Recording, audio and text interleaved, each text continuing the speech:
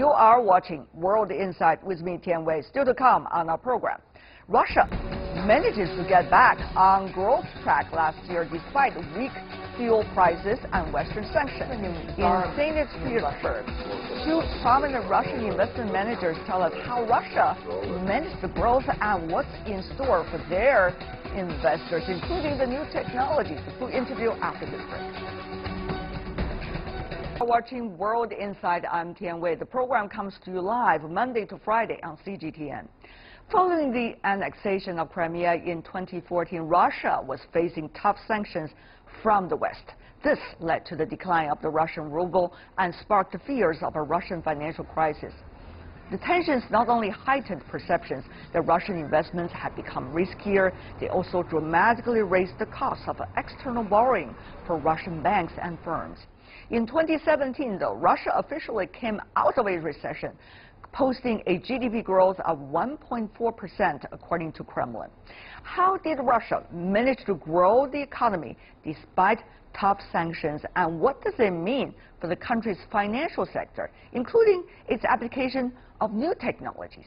I recently sat down with two guests. One is Andrei Yakunin, who is the co-founder of VIV Management. That's a private equity growth, capital, and real estate investment firm dealing a lot with Russia. The other is Igor Marish, the managing director of money and derivatives market at the Moscow Exchange. They share their views on Russia's economic situation, investment environment, and technological development for the future.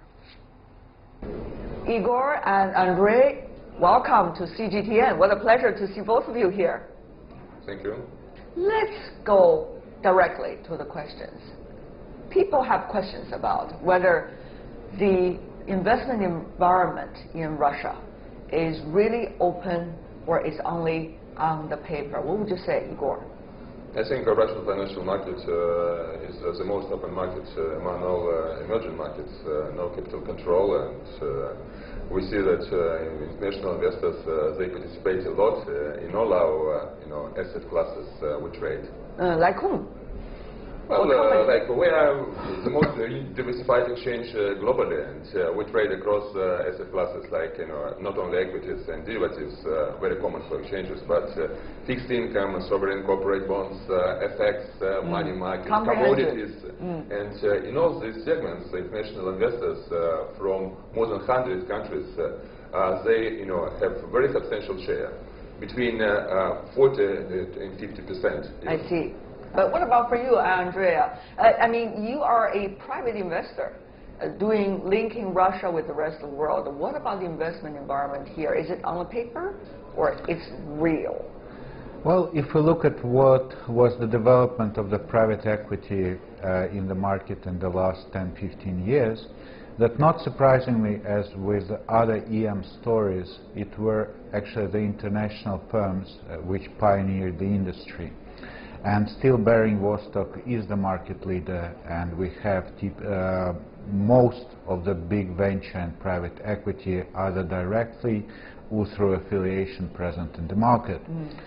And even in the ups and downs, and we had seen a few over the last 15 years, we had seen the international players coming back into the Russian PE, probably amongst the first after we see the cash flow starting to go into the traded instruments. Yeah, but on the other hand, people really wonder, what about that relationship between real commercial entities and also state-owned enterprises? Of course, in China, we also have this situation. We also have this debate, but I just wonder, which stage is the Russia debate now? And I think that in this respect, the situation is in a way similar to what we observe in China, that there are a number of industries which have a very strong presence of SEOs, and probably in the foreseeable future we will continue to see them playing the major role in those industries. However, we have another set of economy which is being built up predominantly by private investment, and if we are in St. Pete, we have a farmer here, we have game development, especially for network games. And in these industries, you have almost no SEOs presence. And as long as the environment is incentivizing for coexistence, I see. Yeah, I don't necessarily see that this should be regarded as a controversy.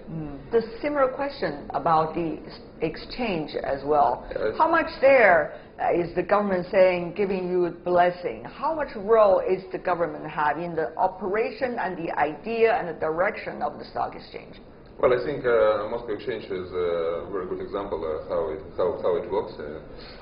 We started our history already 26 years ago when Moscow Interbank Currency Exchange was extracted from Russian Central Bank in order to provide trading in currency, in effects. And now we are the public company with one of the largest, actually the second largest float among all the Russian companies, more than 50%, with institutions and retail investors from many countries, all continents. And we are a very public company with the largest share of Russian Central Bank, but only of 11%. Okay. And with the 7 independent directors in our board of directors of 12.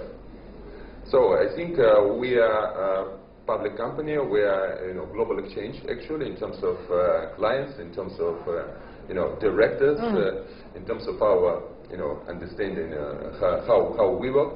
And on the other hand, of course, we are a regulated market, as in the same way how it works everywhere. Yes, exactly. As you say, let the market be the one that is going to test what exactly is the nature of everything. Talking about the market, competition is very strong. People come here in St. Petersburg, and people here come to us, come to Russia, come and invest, come and do business with us. But the thing is, a lot of other countries are saying the same thing. China, for example, is saying the same thing. Other emerging economy and developing countries are saying the same thing. So, Andrea, when you think about the competitive advantage, is there any? I think that for any market that we're considering, we should very strongly focus and understand what are the core economies which drive the competitive market. What do you think then? And if we look at the best performing companies which originated out of Russia, it is definitely players in the IT, and there is a Soviet math school to back it. We have exceptionally exciting companies which are originating in hospitality and travel, and Russians are very much known for the hospitable nature that I hope you were able to appreciate in St. Pete. Okay, to be further tested. But on the other side, if we also consider what is happening in the financial industry, as coming from a more regulated economy, there were few steps in development of the industry that have been sidestepped. So, for example, private checkbooks have never been in the Soviet Union, and this has been missed, or catalog trading. So what are the best companies in the financial industry are able to do is actually leapfrog a few stages of their development and come up with the products which are not a development of a late 20th century product, but are acute and fine-tuned of what the customer and the investor needs in the 21st. Igor, is that an advantage? Well, I have already mentioned that our market is very open, but it means that our securities, Russian securities, Russian ruble can be traded and traded everywhere, unfortunately for us. But it's competition, and despite that, our shares, market shares, more than 50% everywhere. Sometimes, like in the FX market and in Russian equities, far higher than 50%. So it means that our investors, including international investors, they see a lot of advantages trading on Moscow Exchange due to our technologies, due to liquidity we can provide them. Okay, you talk about Russia. That is the place to go. But when you look at the financial services these days, it is beyond borders. One of the things, Audrey, I want to ask you about, since you earlier boast about the Russian technologies, one of the biggest debates we have about the financial sector these days is the development of new technologies and how it's been improving all the efficiency and possibilities of services. But on the other hand, security for the consumers is a big issue. So how is Russia dealing with this balance? This will be one of the most interesting topics impacting the development of the financial industry in the next 5 years. I think it's the most urgent topic, my friend. Probably. However, we also have to consider that so far, even if we go from retail to institutionals, the number of key vital transactions which originate online is still rather limited. If we will see the introduction of blockchain contracts, we will have legal contracting which has been done online. To date, anything which happens, we have a paper trail, and we have a sort of paper pack that is a meticulous labor to go through, but you can backroll and track a mistake. If it's taken digital all the way, it gives it a whole other meaning. Remember when we first had the electronic boarding pass? We didn't trust it. We always had a printed one in our pocket, just to be safe. How many times these days we carry a printed boarding pass when we travel? So on one side, maybe there is a lot of hype about how important digital is for the financial industry, but so far it has not impacted the core and vitality of the underlying contract. Another issue related to this is the competition between the so-called traditional financial services and related areas, and the rising of new tech companies that are coming into all fields of business, including into the financial services. What do you make of that possibility for Moscow Stock Exchange? Are you prepared for that competition? Of course, we are very attentive to all these new technologies already. And first of all, we think that these new technologies, fintech technologies, they help us to facilitate the access of end clients to our products and to reach these end clients with our products. We, I think 15 years ago, we got a very strong push for our development as a result of implementation direct market access technologies. And now we think we have like 2 million clients, perhaps not a lot in comparison with Chinese figures. They are usually 100 million. But it's a very substantial in Russia and very good growth. And thanks to all this growth, or main drivers of growth, is the implementation of these technologies, because it becomes easier and easier to reach exchange. Very interesting. You see the example, since you travel to China, both of you pretty often. Alibaba, Tencent, these are high-tech companies, and they are coming into the financial circle. And there are new regulations in order to provide support, but at the same time, legal framework for that to happen in China. What is the latest development and approach coming from Russia about some of the possibilities both of you have mentioned, gentlemen? Well, probably blockchain-based payment mediums are the biggest disruptor that the industry will see. And I'm not sure that any of the existing ones will become the dominated product, but something based on that technology will emerge. And I think that the national governments will try to find desperately to retain control or sort of an influence, at least over their national markets. But in a blockchain-based world, I don't necessarily see how that issue could be tackled on a national level. Of course, there are a lot of case studies happening around the world these days. Some government jump on it and say, let's encourage it to happen, let's see where it's going. Other government tend to be more cautious, try to set up a framework and say, well, wait and see. How do you see the whole picture is likely to be formed? Is this going to be a competition about speed? Who's going to jump over there fast? Or is this going to be a competition about the real strength of the financial sector at the end of the day?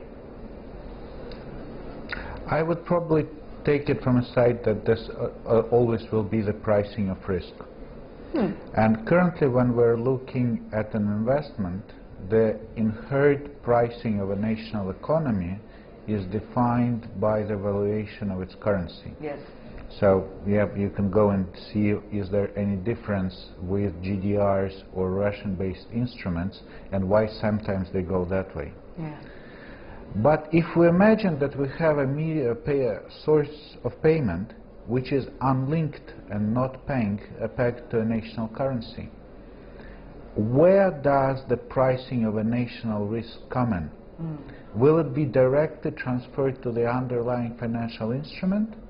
Yeah, or we will have a whole of a new industry emerging where we will have a derivative instrument that will be used to price in the risk of a company doing the same thing, either in Russia, in China, or in the US. We noticed, before we go, this specific forum this year, for the year 2018, at the St. Petersburg International Economic Forum, focused a lot on new technology.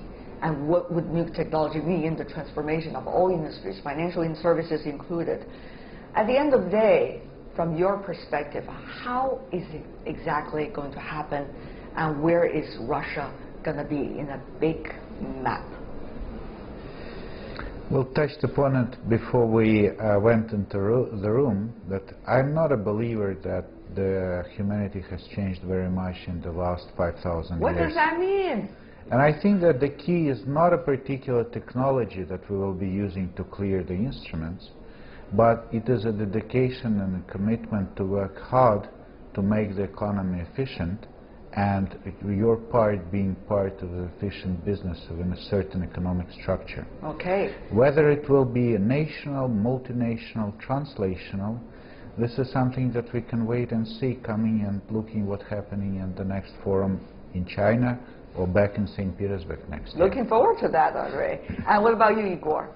Well, we live in global world, and you're absolutely right. It's about competition everywhere, and I think we are, positioned pretty well in this competition in terms of technologies as well, because of our background, because of level of education, and we see on the financial market, a lot of high-frequency traders trading around the globe.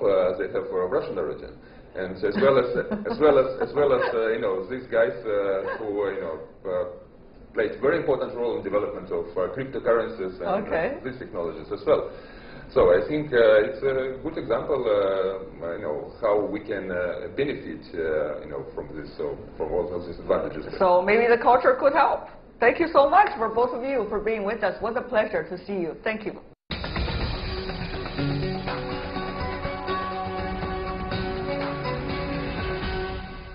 And that is all the time we have for today. If you'd like to see more, try to find us World Inside CGTN into your search engine. Check out our YouTube channel as well. You can also follow us on Twitter, Facebook, Sina Weibo, as being shown on our screen. I'm Tian Wei, and everyone on the World Inside team, thanks for watching. And tune in again next time for insights across China and around the world. Good night.